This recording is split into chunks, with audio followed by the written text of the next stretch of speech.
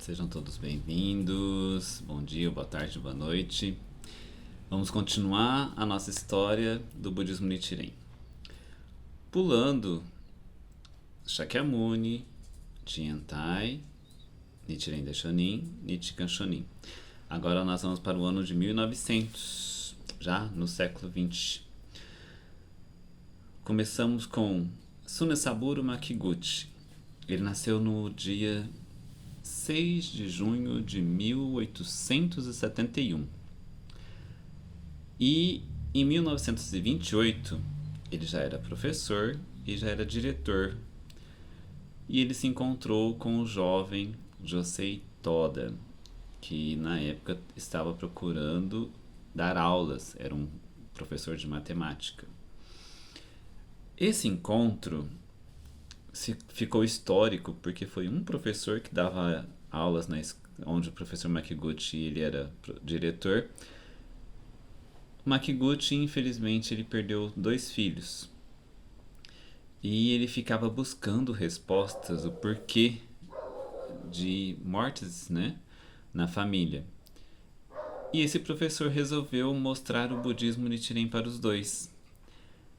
E aí, em 1930, surgiu a organização leiga que propaga o budismo Nichiren, só que são pessoas que não são sacerdotes, são pessoas que não estudaram em um templo, e sim pessoas com a prática do budismo, tiveram sua prova real e colocaram a teoria do budismo em prova, que nós falamos as 3 provas, a real, a documental e a teórica.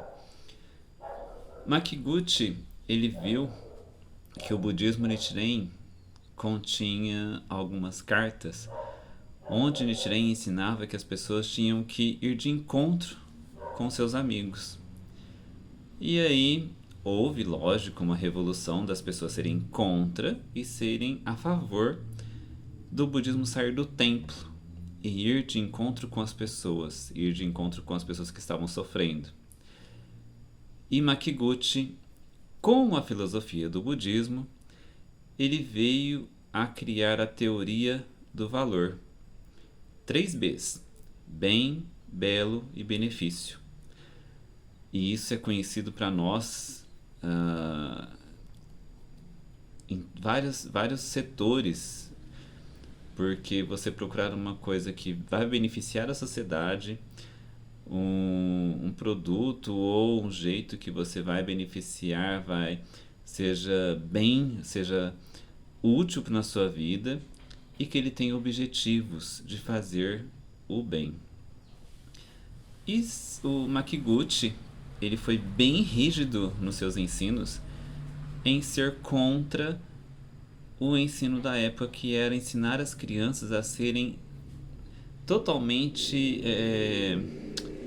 eu vou usar a palavra alienada, mas fanáticos, a dar a vida para o imperador, a dar a vida para morrer em nome da nação, serem militares.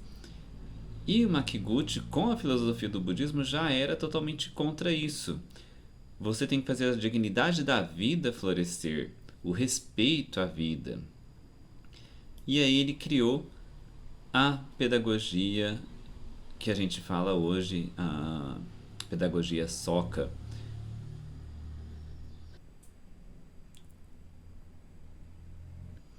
E esses 3 livros compõem esse ensino Soka. Educação Soka, teoria, educação para uma vida criativa e Makiguchi em ação. E com esses ensinos foram feitos faculdade, que é a Universidade Soka, Faculdade Feminina Soka, escola infantil, tudo baseado na teoria do valor de Makiguchi. E em 1943, com a explosão da Segunda Guerra Mundial, houve um incidente no Japão onde teve a lei que todas as pessoas deveriam orar a mesma reza que é o shintoísmo para que o Japão ganhasse a Segunda Guerra Mundial. E com a filosofia do budismo é totalmente contra a guerra. E Makiguchi e Toda foram totalmente contra essa ideologia de trazer o shintoísmo para dentro do budismo. Porém, como existe política e religião, os sacerdotes aceitaram essa lei e pediram para que os seus membros aceitassem o talismã shintoísta em suas casas. Pensando numa época hoje, atual, colocando-se no lugar da outra pessoa, a gente podia colocar: vamos levar o talismã shintoísta para dentro de casa, porém, recite o Namyo Horingekyo diante do Gohonzon e não teria problema. Só que eles foram totalmente contra continuar recitando o Namyo Horingekyo e falando para os membros aceitar o talismã shintoísta e orar para que o Japão ganhasse a guerra. Makiguchi e Toda, eles continuaram fazendo reuniões propagando o budismo, onde o Makiguchi ele saía da sua cidade Tóquio e cruzava o Japão, mesmo na terceira classe do trem, que é uma classe que não tem conforto, ele já com seus mais de 70 anos. E aí, em um belo dia, 18 ou 14 pessoas da Gakkai, né, foram presos e somente 2 ficaram, Toda e Makiguchi. Eles foram o tempo todo contra o talismã shintoísta, contra essa lei imperial, e aí falam que eles foram presos por lesa majestade, ou seja, foram contra, né, a lei do imperador. Toda continuou preso e saiu ainda em 1944. Em 45, desculpem.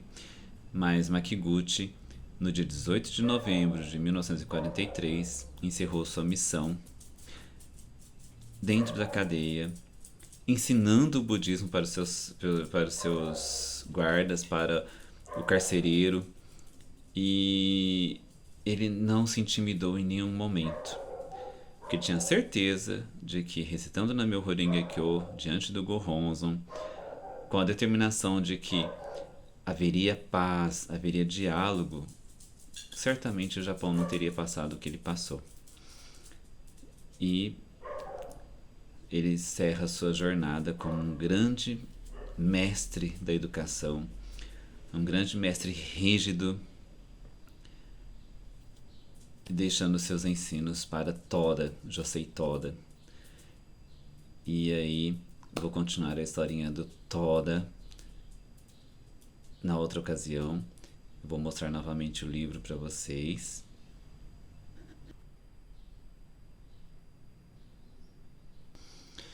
Desde já, muito obrigado.